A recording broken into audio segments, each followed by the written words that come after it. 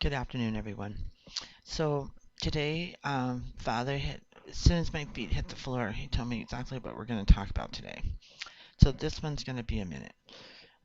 So I talked in a video or two back about a maintenance guy, and I didn't really go into a lot of detail, but he wants it fully detailed here because there's a lot of victims. So when it happened to me, I went to the Attorney General's office. He told me to go to the police department, and I did. And they didn't believe me, and neither did my dad. But I think that my dad. Um, okay, so let me go to the beginning. So when I moved here for the first time as my first apartment, I was living with my dad, and then I went to live in his camper, um, in some place, and then it was getting hot, and so I wanted to make sure that we had a decent place to live with a swimming pool and stuff. So my dad co-signed for me at this apartment complex here in Tucson, and everything went well. Everything was okay. And then uh, and then I had this maintenance guy approach me. Hey, how you doing? Oh, I remember his name now. Let me write it down.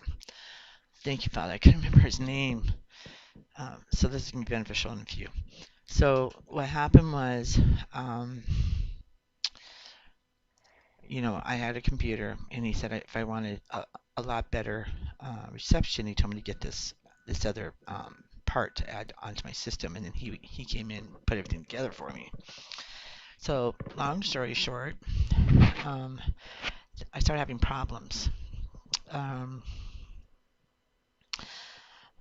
um, like things were being moved around in my house, things were being taken. Um, there was people knew things about me in the community they shouldn't have known. And I asked them, "Hey, were you in my house?" Because there were signs that someone had been in my home. Make sure my mic is on here. And so um, they're like, "No, no," they told me who they heard it from. I was like, "Huh." I was kind of floored by that. So back in the day, I used to leave all my holy stuff in the closet. Nobody would have never known because I never had it open. Because I noticed that when people saw, all the books and stuff I read, I started getting mistreated for some odd reason. So, and then he left, he did a lot of bad things. So I went away. Um, I went out of the country for a week. It was right after my daughter got done with first grade. And she's 22 now. So it was, okay, to get it. All right, so I came back and I had this honey, and the only way to get it out is by squeezing it. Hold on, let me go get it. So I thought I had one, but I don't. So you have to squeeze it to get it out. So when I came back from Canada, um, there was honey on my countertop. It'd been there a couple days, and I was like, "There's no way." I know. I mean, it was sitting upright in the cupboard. So I knew that something was wrong. And I had a friend of mine taking care of the house, but he ended up having a mild heart attack. So, and he didn't tell me either. I found out from his best friend because I gave him a warning. Um, so he didn't believe me. He laughed me off. And so I told him that if he continued to eat the way he was eating, he was going to have a heart attack. And he had one. It was mild, but he had one. And he was mocking me the day before I left for Canada. Look at all this. If I eat this, I'm going to have a mild heart attack. As soon as I left on the airplane, he had one. So, um, he, um, so it was kind of weird. So the time I'm living there, I mentioned something to another maintenance man, and he told me he thought it was really eerie. And I said, "What do you mean?" It had a furniture bin on the property, and I thought it was kind of weird. There was a lot of furniture out there. And I just thought that was kind of odd. But so this maintenance guy tells me it's real eerie when you walk into an apartment. And he said there's food on the stove, food on the table.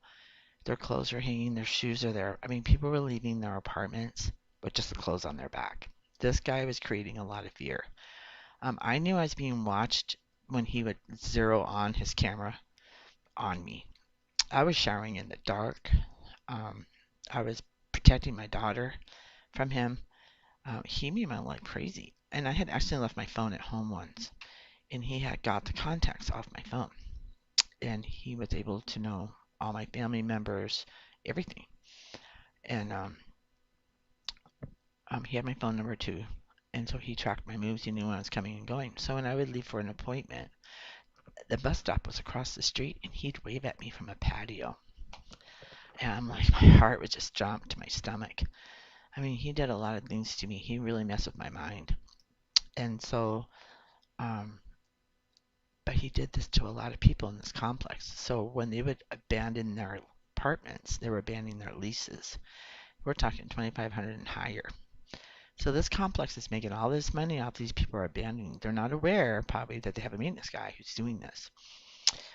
Sometimes we have 3 or 4 different managers too. So I know he messed with them as well. And they were godly people. He may have had a God complex. I don't know. But the reason why he wanted me to be in detail, because there's a lot of victims on this, and anyone who's ever experienced this, I mean, he could be moved around too, because this specific complex has places all around the United States. Anyone who has gone through this, send a letter, the year and the date, all the details of what happened, and how you left your apartment. I left in the middle of the night. First, I got off on my computer what he put on it. Um, I had to call in the middle of the night, and just as they were getting ready to do it, my power shut off on my place. Um, I knew it was him because I was on the phone with somebody, and I turned around and he ducked down in the patio. So I knew right away. It was a confirmation. I knew it was him. Um, and then my dad was having weird things happening to him on his jobs, and then he cut me off. He wouldn't let me work with him anymore. So it's really important that you send this information to the Attorney General's office. I'm going to send him another letter. I went and saw him in person, and you know, it's the police department that works with these things. But if we have enough people to stand up and say this happened to me, it's very important that you do it because you need your name cleared, you need your money back, and this is a scam. Not by the not by the people in the office because they weren't aware of what was happening. I'm sure they felt leery too about what they were seeing, but they couldn't put the two together. This guy had cameras on the property too because I was walking and something flew by me so fast I could barely see what flew by me. And this is what he said to me. It was an owl. So that was, oh God. And then I was talking to somebody about my experiences and she was having the same problems and all of a sudden he showed up. I went to my apartment and he went right to her.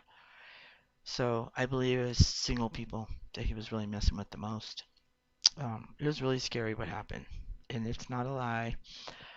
We did not make it up. It's true. So, to you, Mr. Maintenance Man, if you see this, this is from the Lord, and I have your name. I remember. So, I'm going to send that in, and I hope that all of you send in what happened to you. All right, God bless. Take care.